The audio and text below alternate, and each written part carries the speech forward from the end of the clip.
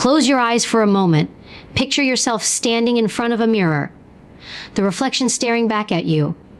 Does it look like someone who's been winning? Or someone who's been waiting? Because let's be honest, you've been waiting, haven't you? Waiting for motivation.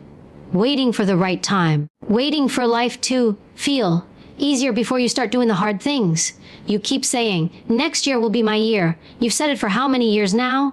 3, 5, maybe 10. But here's the truth. Time doesn't care. The clock doesn't stop for your fear. The world doesn't slow down for your excuses. Every day that passes, that weak version of you grows stronger, louder, more comfortable in your skin. And if you're not careful, that version will own you. You know who I'm talking about. The one who hits snooze 5 times. The one who says, I'll start tomorrow. The one who hides behind, I'm tired, I'm stressed, I'm busy. The one who scrolls through other people's lives instead of building their own. The one who knows what needs to be done, but still doesn't do it. That version of you has been stealing from you. Stealing your confidence, your fire, your edge, and you've let it. But 2026 is not going to be another year of half effort and empty promises. No, this is the year you draw a line in the sand. This is the year you bury the weak version of yourself, once and for all. Because that version of you, the one living small, scared, reactive, soft, it has no place in the future you say you want. You can't build a strong life with weak habits. You can't chase greatness with excuses weighing you down. And you sure as hell can't rise if you keep protecting your comfort more than your potential. So ask yourself right now, what if 2026 isn't about achieving more, but about becoming someone more? What if the real mission this year isn't about goals, but about elimination, the killing off of every lazy thought, every soft choice, every version of you that settles for less? Because that's what this is about. Not motivation, not hype, transformation through confrontation. Before you can become unstoppable, you must become unrecognizable. And that starts the moment you decide, the weak version of me dies here. Not next month, not on New Year's Day. Now, are you ready to go there? Because what comes next won't be comfortable, but it will be real. You know exactly who I'm talking about. That version of you that flinches when things get uncomfortable. That version that pretends to be fine, but deep down knows they've been coasting. The one that makes excuses sound poetic. I'm just overwhelmed right now. I'm doing my best. I'll get back on track soon. You've dressed weakness up as self-care. You've called hesitation thinking it through. You've confused softness with kindness and fear with strategy. Let's call it what it is. You've been lying to yourself. You say you want to win, but you protect your distractions. You say you want change, but you guard your comfort like it's gold. You want success, but you're allergic to struggle. You want freedom, but you won't even master your mornings. You've built a life around avoiding the very pain that could set you free. And every time you choose the easy way out, you feed that weaker version of yourself. You give it oxygen. You strengthen it. That part of you that whispers, it's okay, take it easy today. You deserve a break. That voice is not your friend. It's your jailer. Look at your habits. Really look. How you start your day, how you speak to yourself, how you react under stress. Weakness doesn't show up as one big collapse. It's a slow leak. It's hitting snooze once, scrolling for 10 minutes, skipping one workout, staying quiet when you should speak up. It's every small moment where you choose comfort over conviction. You've been negotiating with your own potential, and every negotiation ends with you losing ground. Here's the truth you don't want to face. The weak version of you isn't some ghost haunting you. It's you. It lives in your choices, your patterns, your thoughts. It doesn't need to fight you. It just needs you to keep tolerating it. Because the more you tolerate weakness, the more it becomes your identity. Ask yourself, when did you stop demanding more from yourself? When did good enough become acceptable? When did you start believing that showing up halfway was something to be proud of? Because that's the problem. You've normalized mediocrity. You've mistaken effort for execution. You post about discipline, but you don't live it. You talk about grind, but the moment it hurts, you crumble. You say you want to be strong, but strength isn't built on talk. It's built on repetition, pain, sweat, and the courage to do it again tomorrow. Let me ask you something. When's the last time you truly earned your own respect? Not applause, not validation, not likes. Respect. The kind that only comes when you know you gave everything you had, and then a little more. When's the last time you felt that fire? The kind that burns in your chest after you've pushed past your limit. If you can't remember, then the weak version of you has been running your life far too long. It's time to drag that version into the light. Confront it, stare it down. Because you can't destroy what you refuse to acknowledge. This is not about guilt, it's about truth. You've been playing small because small feels safe. But safe doesn't build empires. Safe doesn't build legacy. Safe doesn't make you dangerous in the best way possible. You've got dreams, massive ones. But they're being choked out by your habits. You've got potential, but it's trapped under comfort. You've got fire, but it's buried under excuses. And if you don't confront it now, another year will pass. Another set of promises will fade. Another version of you will look in that same mirror and wonder what happened. You think you've got time. You don't. Time is not your ally, it's your test. Every day you delay, that weaker version gains ground. Every day you hesitate, it digs its claws in deeper. So stop feeding it. Stop giving it excuses. Stop giving it rest. Stop giving it sympathy. That part of you doesn't need comfort. It needs execution. You kill weakness through action, not reflection. You want to know how real transformation happens. It's when you get tired of your own excuses. When the thought of staying the same becomes more painful than the fear of changing. When you look at yourself and say, no more, because that's what it takes. A declaration, not a wish. A decision, not a maybe. You don't ease your way into strength. You fight your way there. You bleed for it. You sweat for it. You earn it. There's a version of you that you haven't met yet. The one that doesn't back down. The one that doesn't break. The one that doesn't need motivation to move. It just moves. That version is waiting for you on the other side of discipline. On the other side of pain. On the other side of the war you've been avoiding. But to meet that version, the weak one has to die. And that doesn't happen once. It happens every day. You kill it when you wake up on time. You kill it when you do the work you said you'd do. You kill it when you choose the harder option. When you speak truth instead of comfort. When you demand more of yourself than anyone else ever could. That's how you build self-respect. That's how you build power. That's how you earn peace. Not by finding it, but by fighting for it. This isn't about being perfect. It's about being relentless. It's about deciding that weakness has no seat at your table anymore. So the next time that voice whispers, take it easy, remember this easy is the enemy. The weak version of you is seductive. It promises rest, but it delivers regret. It promises comfort, but it gives you emptiness. Don't negotiate with it. Don't reason with it. Don't listen. Look in the mirror again. That reflection, it's not your final form. It's your unfinished business, but only if you're willing to face it. And when you do, when you finally decide to confront that weak version without apology, without fear, that's the moment your real life begins. Because until you confront the weakness, you'll never know your strength. And if you never face yourself, you'll never free yourself. Weakness doesn't happen overnight. It doesn't show up like a thief in the dark, kicking down the door and announcing its arrival. It creeps in slowly, disguised as comfort. It whispers instead of screams. It convinces you that you're just taking a break, when really, you're building a habit of surrender. Every time you say, I'll do it later, your mind records that as truth. Every time you choose comfort over commitment, your brain rewires itself to accept it as normal. Weakness isn't born, it's conditioned. It's the result of hundreds of small, soft decisions that accumulate until they form a personality. You don't wake up weak, you train yourself to be. Here's how it happens. You start avoiding discomfort. You stop doing things that challenge you. You tell yourself you're being gentle or mindful, but deep down, it's fear wearing self-care as a mask. You crave security more than growth. You chase validation instead of discipline. You seek relief, not results. And before you know it, your tolerance for discomfort disappears. You become fragile, not because life got harder, but because you got softer. Your brain, your body, your emotions, they all adapt to the standard you set. When you keep choosing easy, your threshold for effort collapses. You start breaking under pressure that once felt light. You start reacting emotionally to situations that used to challenge you. Weakness becomes your default setting because you've taught your mind that quitting is acceptable.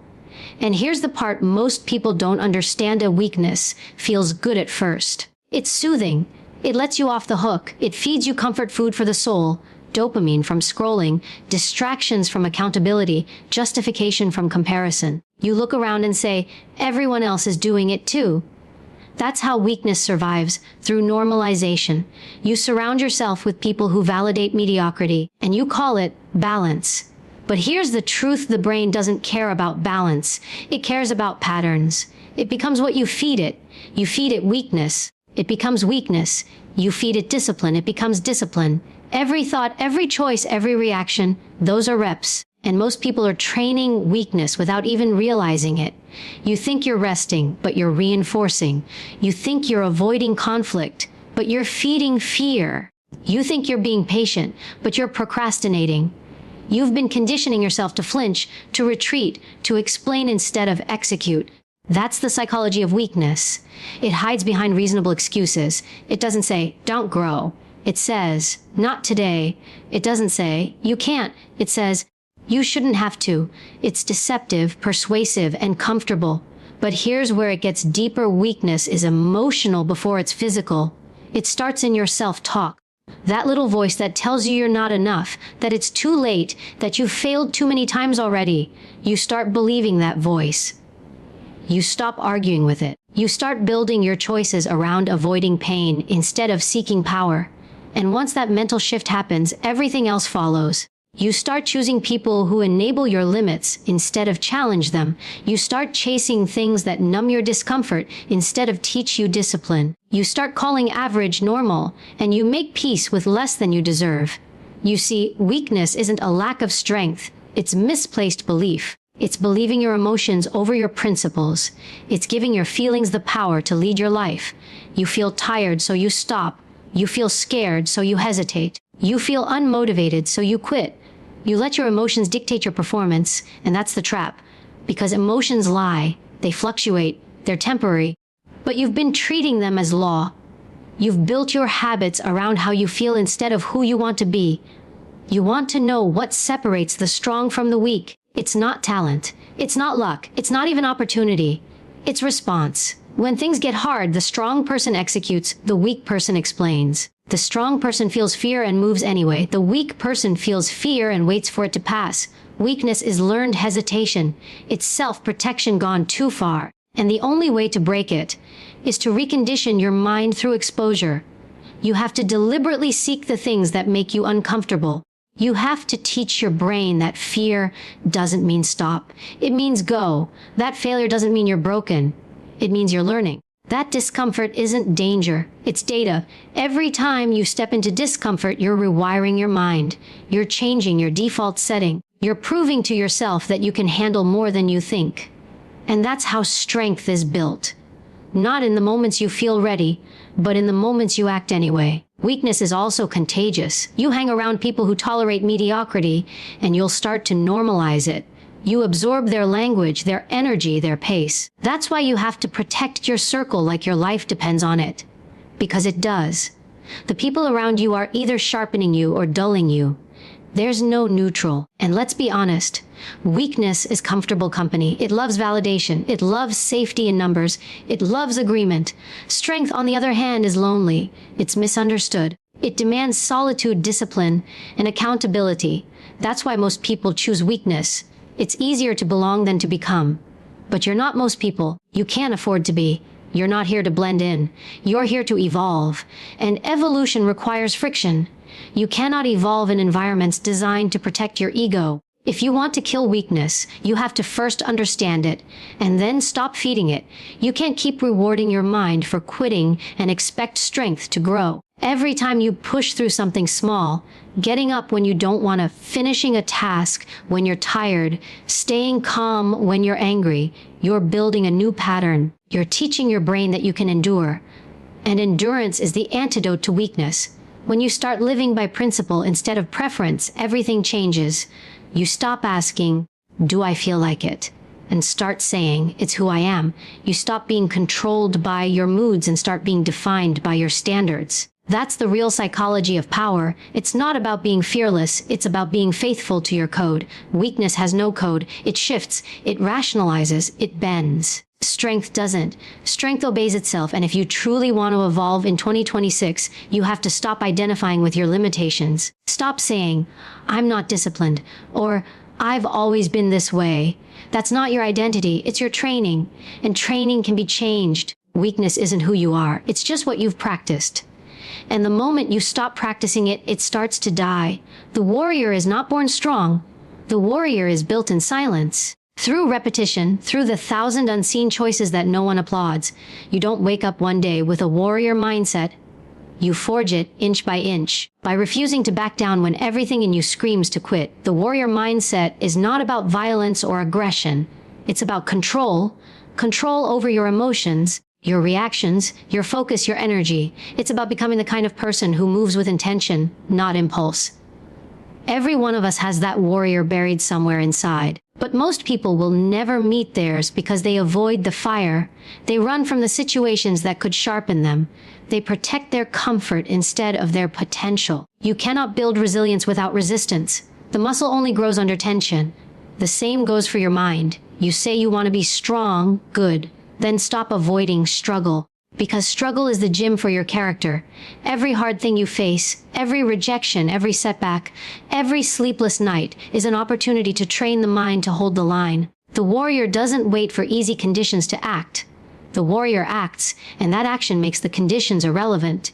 There's a quote that says, "Hard times create strong people." But let's be clear, hard times don't automatically make you strong. They just give you the opportunity to be. You can live through pain and still stay weak if you choose to complain, blame, or escape instead of learn, build, and adapt. Pain doesn't transform you. What you do with pain does. That's the core of the warrior mindset, not avoiding pain, but transforming it into power. Every disappointment becomes discipline. Every failure becomes focus. Every wound becomes wisdom. The warrior doesn't ask, "Why me?" The warrior asks, "What now?" Because in that moment, the question determines everything. One version of you reacts. The other responds. One version breaks, the other builds. The warrior mindset is rooted in self-command. You cannot control the world, but you can command yourself. Your tone, your posture, your breathing, your words. Most people let emotions run their life. The warrior learns to master emotion, not erase it. They feel fear, but they move anyway. They feel anger, but they channel it. They feel doubt, but they act through it. That's what separates strength from bravado. The loudest person in the room is not the strongest. Usually, they're the most insecure. True strength is quiet. It doesn't need to prove itself. It just is. The warrior carries calm into chaos because they've rehearsed it. They've faced storms before, and they know panic solves nothing. When you start to live like this, you notice something. Your world doesn't get easier, but you get harder to break. The things that used to shake you start to feel small. You stop reacting to every slight, every setback, every comment. You stop explaining yourself to people who haven't earned your energy. You stop needing validation because you know exactly who you are and what you're about. And that's where real freedom lives, in self-mastery. Because once you can control yourself, no one else can control you. Not their opinions, not their rejection, not their noise. You move through the world grounded, clear, deliberate. But make no mistake, building that mindset isn't romantic. It's not all fire and speeches. It's boredom, discipline, solitude. It's waking up early when no one's watching. It's choosing training over distraction, purpose over pleasure, silence over chaos. It's saying no to things that feed your weakness, even when they look good. You will have days when you don't want to show up. The warrior shows up anyway. You will have moments where you feel unseen. The warrior doesn't need applause. The mission is enough. You will face criticism, setbacks, betrayal. The warrior doesn't collapse. They adjust. They take the hit, assess the damage, and move again. And here's something most people don't realize. The warrior mindset is not just about grit. It's about strategy. It's not mindless toughness. It's intelligent resilience. The warrior studies themselves, their triggers, their habits, their weaknesses. They observe, not judge. They identify what breaks their focus and they train against it. They build systems, not stories. When your life runs on discipline instead of emotion, you become untouchable. You stop making decisions based on the moment and start making them based on the mission. You understand that every small choice is a vote for the kind of person you're becoming. You start valuing consistency more than intensity. The average person burns out because they chase motivation. The warrior lasts because they build systems that don't rely on feelings. You don't need to be fearless. That's a myth. The warrior feels fear more deeply than anyone, but they use it as fuel. Fear sharpens them. It forces awareness. It wakes them up. You don't run from fear. You learn to move with it. That's courage. That's what real strength looks like, not the absence of fear, but the refusal to let fear decide the outcome. Every single day is a battlefield, not against others, against yourself. The weaker self that wants to rest when you should move, that wants to talk when you should listen, that wants to give up when you should fight. That's the real enemy. And the warrior fights that battle daily. The weapon isn't aggression, it's awareness. The armor isn't ego, it's discipline. There will come a point where you'll feel tired of fighting. That's when most people break. But the warrior knows that moment is sacred. That's where growth lives. Because when you think you have nothing left and you still move, even 1 inch, that's when transformation happens. That's when you cross from who you were into who you're becoming. And if you want to become unbreakable, you have to practice showing up like that. Not once. Every day. In small ways. The repetition is what reprograms your mind. Every rep of discipline builds a layer of armor. Every time you do what you said you'd do, you become someone you can rely on. That's what confidence really is. Not arrogance, but trust in yourself. The warrior mindset is not about winning every battle. It's about staying in the fight no matter what. You might fall. You will fail. You will doubt yourself. But the warrior always stands back up, adjusts their stance, and keeps moving. Because losing once doesn't make you weak. Staying down does.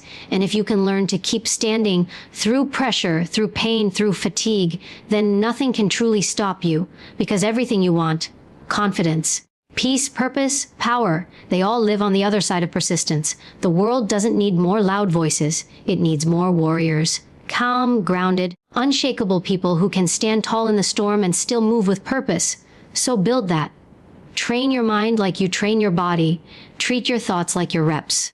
Stay disciplined when it's dull, focused when it's messy, grounded when it's uncertain. Because that's where the real transformation happens. In the quiet moments when you refuse to give up on yourself. And when you've built that mindset, when your thoughts obey you and not the other way around, that's when you'll realize the truth. You were never fighting the world. You are always training yourself to win within it. Execution is where all the talk dies. It's the point where dreams either live or burn out. You can read, plan, visualize, and speak power into your goals all you want. But if you don't execute, it's all noise.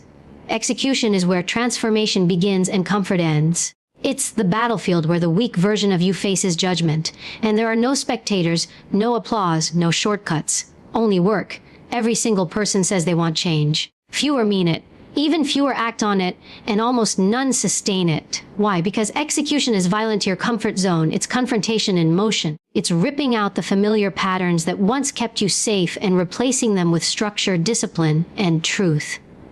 Execution doesn't care about your mood. It doesn't ask if you feel ready. It demands obedience to your future. This is where you kill the old you, not in one dramatic act, but in the thousands of tiny deaths that happen every day. You kill the old you when you wake up on time after 3 hours of sleep. You kill it when you say no to distractions that used to own you. You kill it when you shut down the voice that says, "You've done enough for today." You kill it when you stop breaking promises to yourself. Death is uncomfortable, even when it's symbolic. You will grieve the person you used to be, the one who chose comfort, who avoided confrontation, who needed validation. That version had its place. It kept you alive. It helped you survive, but it cannot take you where you're meant to go. So you have to let it die, and not gently. You bury it under discipline. You suffocate it with consistency. You starve it of excuses until it can't breathe. Execution is not a feeling. It's a system. You don't execute because you're motivated. You execute because you've decided that failure to act is no longer an option. Every morning you wake up, you're standing on a battlefield between who you were and who you could be. And every decision is a bullet fired by one of them. The problem is you've been arming the wrong side. You've been giving your energy, your time, your attention to the version that keeps you small. If you want to rise, you have to change your allegiance. You have to start serving the future version of yourself. That means building rituals, not routines. Rituals that remind you who you are becoming. When you train, it's not a workout, it's a declaration. When you write, study, or build, it's not a task. It's an act of war against your old identity. You're not just doing things, you're sculpting a new self, one disciplined choice at a time. Execution demands sacrifice.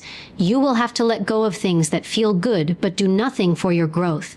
You will lose people who are attached to your old identity. You will outgrow environments that no longer match your hunger.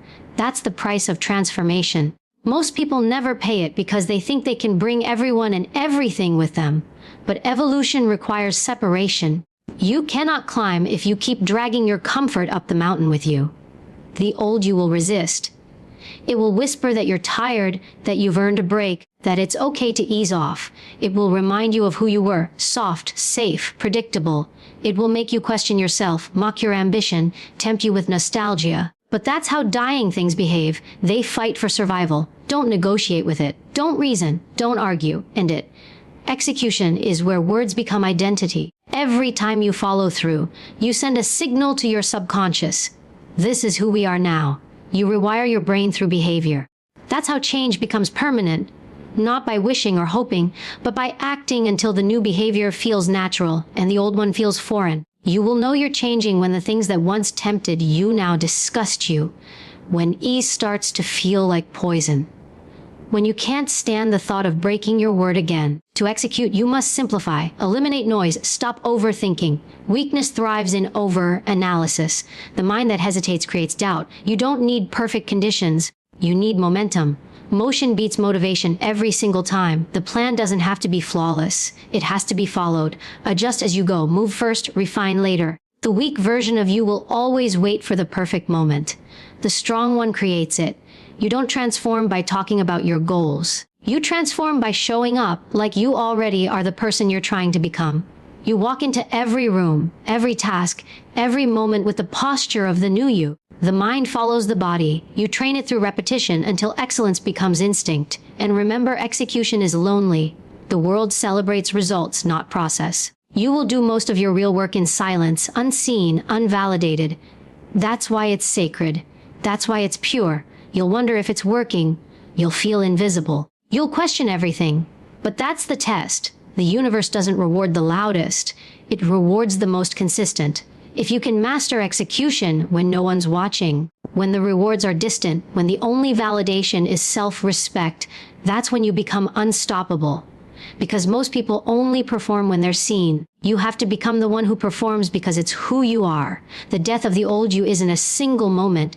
It's a season. It's messy, painful, exhausting. But it's also sacred.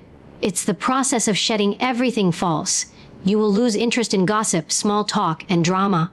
You'll crave peace over attention, purpose over pleasure. That's how you know the old you is dying. When you start executing daily, relentlessly, precisely, ruthlessly, you stop being a dreamer and start being a doer. You stop being someone who talks about potential and start being someone who fulfills it. You'll realize that execution isn't just about doing things. It's about becoming someone who can't not do them. It becomes your nature. And when that happens, you'll look back and barely recognize who you used to be. The version that was ruled by comfort, fear, and laziness will feel like a stranger. You won't even resent it. You'll just know it had to die for you to live. That's the paradox of growth. Something in you must die for something greater to emerge. The old mindset, the old habits, the old identity, they all have to burn. You can't negotiate transformation. You have to execute it like a mission with precision, focus, and absolute conviction. Because every time you hesitate, the old you wins a little ground back. But every time you act, every time you follow through, every time you finish what you start, you drive another nail into its coffin. This is your execution season. This is where you stop talking about what you'll do someday and start proving it now. You owe the old you nothing. You owe the new you everything. And when the world asks how you changed, you'll tell them the truth. I didn't change. I just killed the part of me that refused to grow. Rebirth doesn't happen in a single sunrise. It's not one powerful morning, one breakthrough, or one moment of clarity. Rebirth is the quiet aftermath of endurance. It's what's left when everything weak, fake, and fragile inside you has been stripped away and burned out. It's the version of you that walks out of the fire, not untouched but refined. Becoming unbreakable isn't about never being hurt. It's about never being owned by what hurt you. You see, most people think rebirth means starting over. It doesn't. It means starting different. You don't erase your past. You use it as your foundation. Every scar, every failure, every betrayal becomes part of your armor. You stop wishing for a clean slate and start realizing that your strength was built through everything that tried to break you. You're not fragile anymore because you've seen what you can survive. You've buried versions of yourself that once begged for comfort, begged for permission, begged for rest. And now, you no longer need any of it. When you've gone through the process of killing your weakness, you realize something powerful. Nothing external can destroy you anymore. Not opinions, not setbacks, not rejection, because you've already faced your own worst enemy, yourself. You've already wrestled with the doubt, the fear, the insecurity that lived inside your head. Once you've won that war, no other battle compares. The outside world loses its power over you. You stop needing approval. You stop fearing judgment. You stop apologizing for your fire. Rebirth is liberation. It's the moment you stop chasing strength and start embodying it. You no longer need to tell the world you've changed. They'll see it in how you move, how you speak, how you carry yourself. Your energy changes. You become steady, unshaken, deliberate. The same things that used to trigger you now barely register. You don't react. You respond. You don't explain. You execute. You don't seek peace. You are peace. The unbreakable version of you doesn't come from perfection. It comes from acceptance, the radical kind. You start owning your flaws instead of hiding them. You realize they make you real, not weak. You stop performing strength and start living it. There's a quiet confidence in knowing you've done the work, in knowing you've stood in the fire and didn't run. That's not arrogance. That's truth. And here's what no one tells you: when you reach this stage, the world will test you again. Not because you're cursed, but because every new level demands a higher version of discipline. You'll be tempted to slip back into old habits, to let your guard down, to coast on momentum. But unbreakable doesn't mean untouchable. It means you recover faster. You adjust quicker. You don't spiral. You reset. You fall once and rise stronger every time after. Being unbreakable isn't about building walls, it's about building roots. Walls protect you temporarily. Roots sustain you permanently. You stop avoiding pain and start grounding yourself in purpose. You understand that storms aren't here to punish you. They're here to prove you. The winds of adversity that used to knock you down now teach you balance. You don't run from chaos. You move through it with clarity. And that's the difference. Before, life used to happen to you. Now it happens for you. Every challenge becomes training. Every rejection becomes redirection. Every loss becomes a lesson. You start seeing everything through the lens of growth. You stop asking, why is this happening? And start saying, what is this teaching me? That's what it means to be unbreakable. Not invincible, but unstoppable. You'll notice your circle getting smaller. Not because you're better than anyone, but because you no longer have space for anything that drains your focus or feeds your weakness. You start valuing silence over gossip, solitude over chaos, purpose over popularity. You start choosing your peace over people who disturb it. And that's how you protect your energy. Not by building barriers, but by mastering boundaries. The new you will move differently. You'll walk slower, but with more certainty. You'll speak less, but every word will carry weight. You'll stop explaining your worth and start demonstrating it. The old you reacted to everything. The reborn you chooses what deserves a response. You'll learn the power of stillness, how to stay calm while others panic, how to think clearly under pressure, how to move with precision when the world is losing its rhythm. That's what true strength looks like. Quiet, sharp, controlled. Becoming unbreakable doesn't mean life stops hurting. It means you no longer let pain define you. It means that when loss, betrayal, or chaos comes, you don't crumble, you adapt. You understand that pain is not the enemy, it's the forge. Every difficult season has been shaping you for this. Every hardship was molding your character. Every setback was sharpening your focus. Every lonely night was teaching you self-reliance. Nothing was wasted. The rebirth isn't loud. It's not dramatic. It happens the moment you realize you no longer need to prove anything to anyone, not even to yourself. You don't need applause or approval to validate your strength. You just live it.